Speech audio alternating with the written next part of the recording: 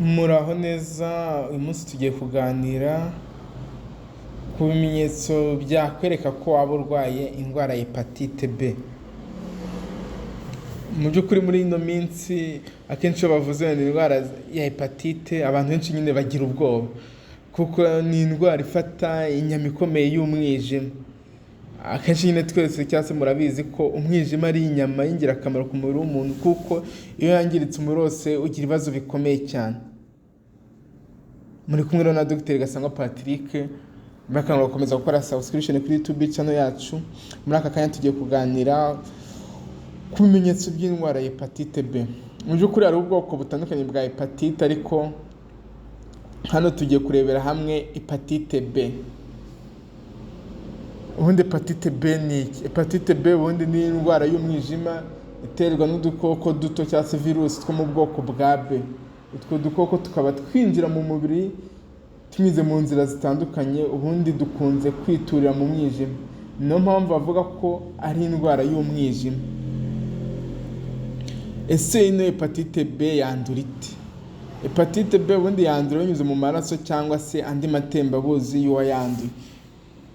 Ishobora kwanduzwa umwana ku mubyeyi igihe abyara, cyangwa se undi wese uyirwaye akanduza umwana igihe akiri muto.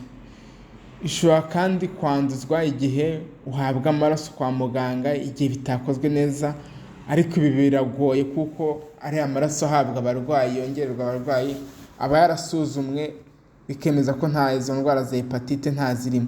Ikindi hari ukwijomba ibintu bitobora umubiri nk'igihe uhabwa imiti mu mutsi. Hepatite B kandi yandurira byoroshye cyane mu mibonano mpuzabitsina idakingiye, no ku bantu cyane cyane by'umwihariko ku bantu bahuza ibitsina n'abantu batandukanye, cyangwa se umuntu waryamanye cyangwa se wakoranye imibonano mpuzabitsina n'uyirwaye.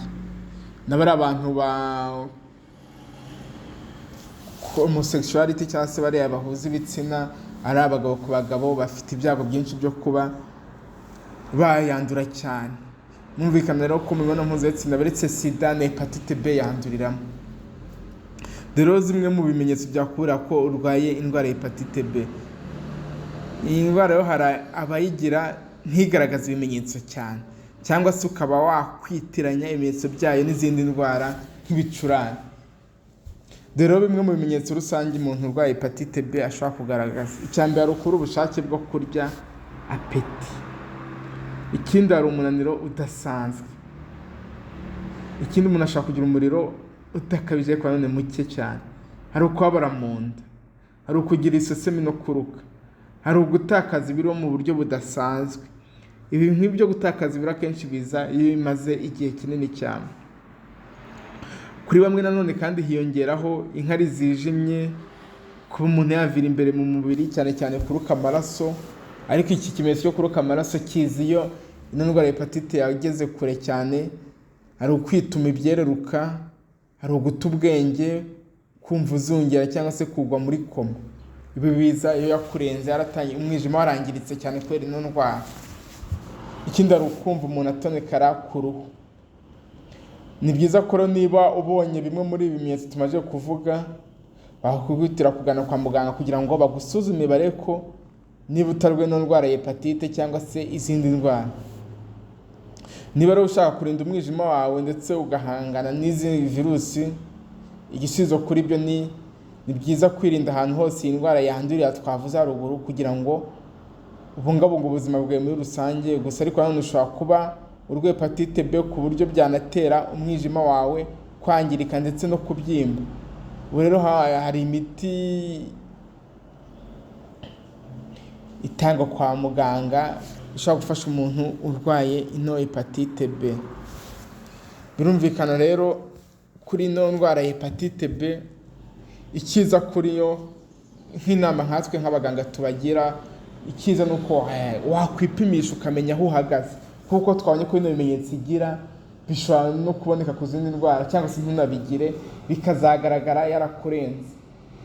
Ikiza rero ni uko umuntu wese akaba yisuzumisha akamenya uko ahagaze, cyane ko kuri ino ndwara ya hepatite B igira n'urukingo rushobora guhabwa umuntu, bityo akayirinda cyangwa se akaba afite ubudahangarwa bw'uko atayirwara, cyane ko yandura cyane kurenza ndetse na sida. Ni byiza rero ko twakwisuzumisha indwara ya hepatite B, tukamenya aho duhagaze. Ku bigo nderabuzima bayisuzumira ubuntu, ndetse tugahabwa n'urukingo rwayo kuko rurahari kandi rurafasha, kuko wakingiye nyine agira ubudahangarwa ku mubiri we bwo kuba yayandura. Ku muntu rero nyine yarenze, uzasanga yagize ibimenyetso bikomeye cyane, yatangiye kubyimba inda, umwijima wabyimbye, uyu waba yarembye cyane. Zimwe mu ngaruka zayo rero zino ndwara ya hepatite B ni uko ubushakashatsi bwagaragaje ko iri mu ndwara zitera icyo bita kanseri y'umwijima. Bitangira umuntu yagize cyangwa se ikanatera na cirrhose y'umwijima. Cirrhose ni nk'uburwayi bwa nyuma bw'umwijima, aho umwijima ugenda ukazaho utuntu tw'utubyimba duto duto, bityo ukaba utagishoboye gukora akazi kayo, bikazarangira umuntu agize hepatite cyangwa se agize kanseri y'umwijima. Kanseri y'umwijima ni kanseri mbi cyane, kuko wayirwaye amahirwe yo kubaho ni make cyane, kuko umwijima ni inyama ikomeye kandi ifite akazi gakomeye ku mubiri w'umuntu. Rero murumva ko igishoboka kwirinda hepatite B nibwo bushobozi twagira kugira ngo tubungabunge ubuzima bwacu. Kwirinda rero ni uguhabwa urukingo rwayo, ndetse no kwisuzumisha hakiri kare, ukamenya ko aho uhagaze, nimba uyifite cyangwa utayifite, kubera ko iyo basanze uyifite utangira guhabwa imiti ukurinda kuba wazagira za komplikasiyo nka cirrhose, ndetse no kuba yakomeza kwangiza umwijima